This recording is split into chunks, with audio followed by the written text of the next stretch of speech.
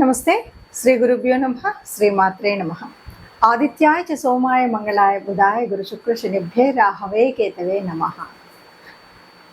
ప్రతి మాసంలో చెప్పుకునేటువంటి మాస ఫలితాలు మరి అక్టోబర్ మాసం 2024 గాను ఈ మాసంలో వచ్చేటువంటి ఫలితాలు ఎలా ఉంటాయి, ఎందుకంటే గ్రహగతులు ఎలా ఉన్నాయి, స్థితులు ఎలా ఉన్నాయి, దృష్టిలు ఎలా ఉన్నాయి, వాటిని బట్టి మనకి దాదాపుగా ఈ గోచార ఫలితాలు ఉంటాయి. కాబట్టి ముందుగా గోచార ఫలితాలు చెప్పుకోవడానికి గ్రహగతులు ఎలా ఉన్నాయో చూద్దాం.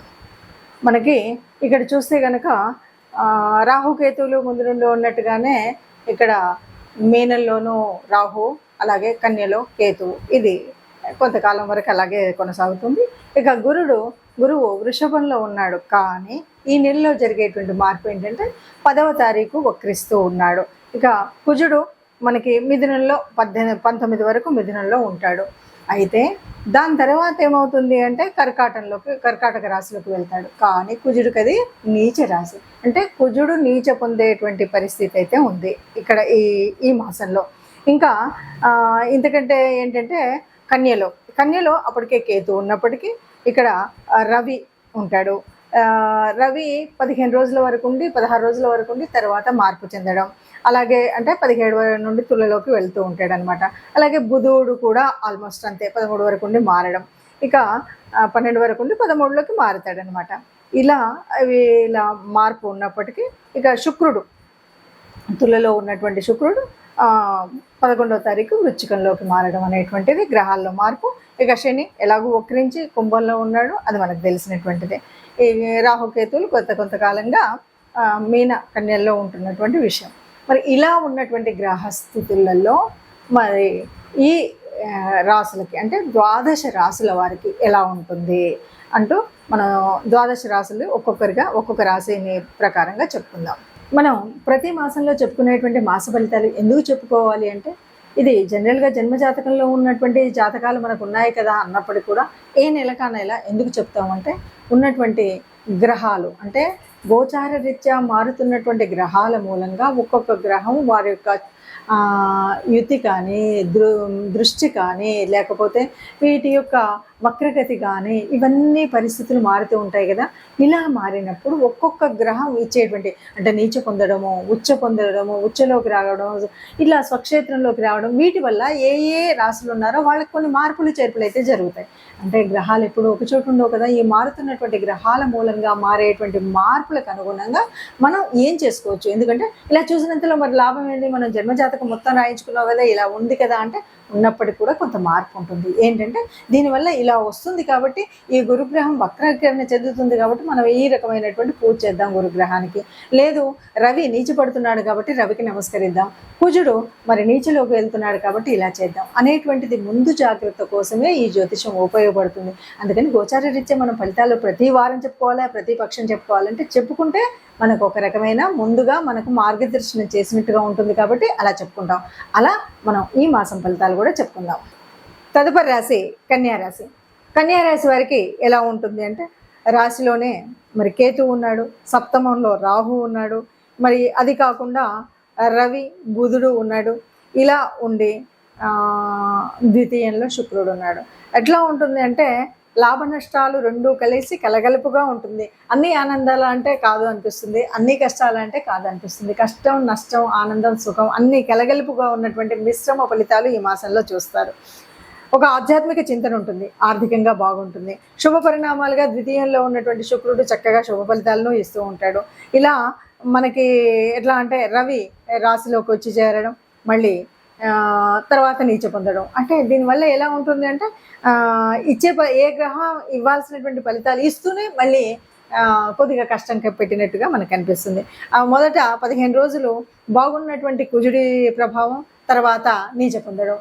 ఇలాంటి పరిస్థితుల్లో కన్యా రాశి వారు మరి ఎలా ఉంటే బాగుంటుంది అంటే, తప్పనిసరిగా మనం మాట్లాడేటప్పుడు జాగ్రత్తగా ఉండి ఆదాయపరంగా ఆర్థికంగా ఎలాంటి ఇబ్బందులు లేకుండా ఉండేటువంటి వ్యవస్థ ఉన్నప్పటికీ కూడా వాటిని ఖర్చు పెట్టేటప్పుడు కొత్త జాగ్రత్తల్లో ఖర్చు పెట్టడం, అది రేపటి అవసరాలకు అనుగుణంగా ఉండేటువంటి ఇన్వెస్ట్మెంట్ మాత్రమే చేయాలి.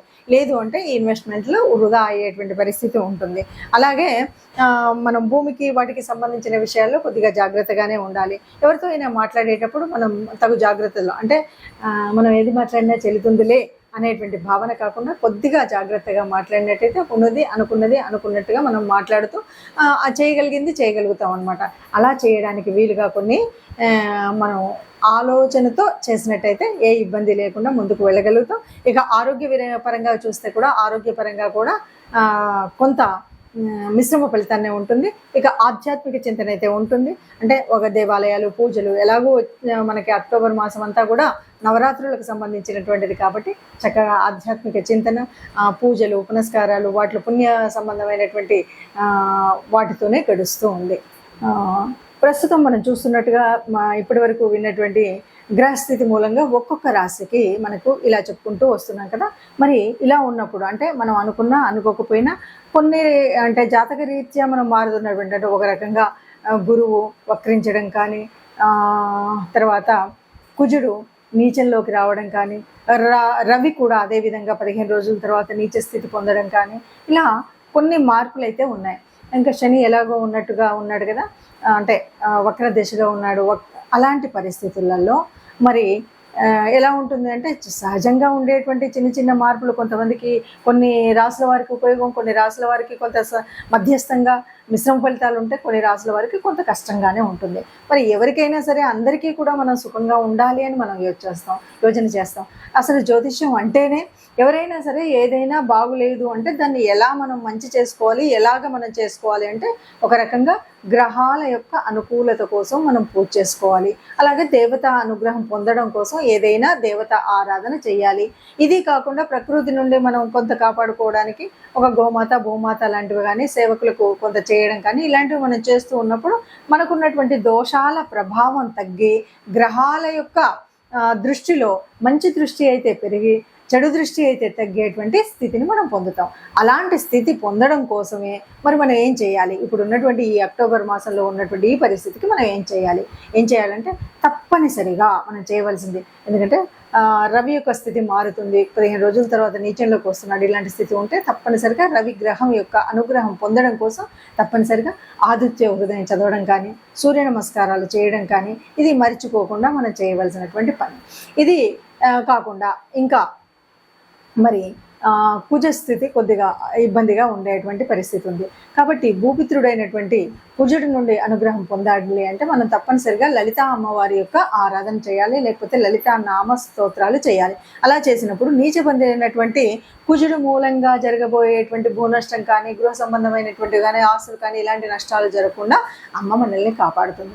కాబట్టి అలాంటి మీ అనుకూలతను బట్టి, మీకు వీలైన దాన్ని బట్టి మీరు లలిత చదువుకోగలుగుతారా, సూర్య నమస్కారాలు ఉదయాన్నే చేస్తారా, లేదు ఇంటి ఇలవేల్పును పూజిస్తారా, మన ఇష్టం ఉన్నటువంటిది. కాకపోతే తప్పనిసరిగా నవగ్రహ మండపానికి మాత్రం ఈ నెలలో ఒకసారి కానీ 2 సార్లు కానీ వెళ్ళడము, నవగ్రహ ఆరాధన చేయడం, ముఖ్యంగా వీలైతే కుజుడు రవి కుజుల యొక్క ఆరాధన చేయడం అనేటువంటిది మర్చిపోకుండా చేయాలి. ఇది కనుక మనం చేసినట్టయితే మీరు అనుకున్న విధంగా ఏదైతే మీరు ప్రణాళిక వేసుకొని వృద్ధిలోకి రావాలనుకుని మనం చేసేటువంటి వృత్తి, వ్యాపార, ఉద్యోగాల్లో ఉన్నాయి, వాటిలో అనేక రకాలైనటువంటి మంచి జరుగుతుంది, లేదా జరిగేటువంటి చెడును ఆపే స్థితి ఉంటుంది. కాబట్టి ఈ విధంగా ముందుకు వెళ్ళడం, అన్నింటికీ మించి మనం ఏ దోషం ఉన్నా ఇంకేది తెలియదో నాకు ఒక ప్రత్యేకమైన దేవత ఆరాధన అని కాకుండా కనీసం గోశాలకు వెళ్ళడం, ఆ గోశాలలో గోవులకు గ్రాసం ఇవ్వడం, గోసేవ చేయడం కానీ ఇంకేదైనా చేసినట్టయితే గోమాతకి గ్రాసం ఇచ్చినప్పుడైతే సర్వదోషాలు పోతాయి అన్నది మనం చెప్పేటువంటి విషయం. కాబట్టి ఈ రకంగా మనకున్న ఏ దోషమైనా సరే సరిదిద్దుకోవడం కోసం ఈ మాసంలో మీకున్నటువంటి పరిస్థితిని అనుకూలంగా మార్చుకోవడం కోసం నవగ్రహ మండపానికి వెళ్ళండి, గోశాలకి వెళ్ళండి. మీకున్నటువంటి దోషాలన్నీ పోయి అందరూ సుఖంగా ఉంటారు. ఆ సుఖంగా ఉండేటువంటి అందరిలో మనం కూడా ఉండాలని ఆశపడుతూ సర్వే జనా సుఖినో భవంతు.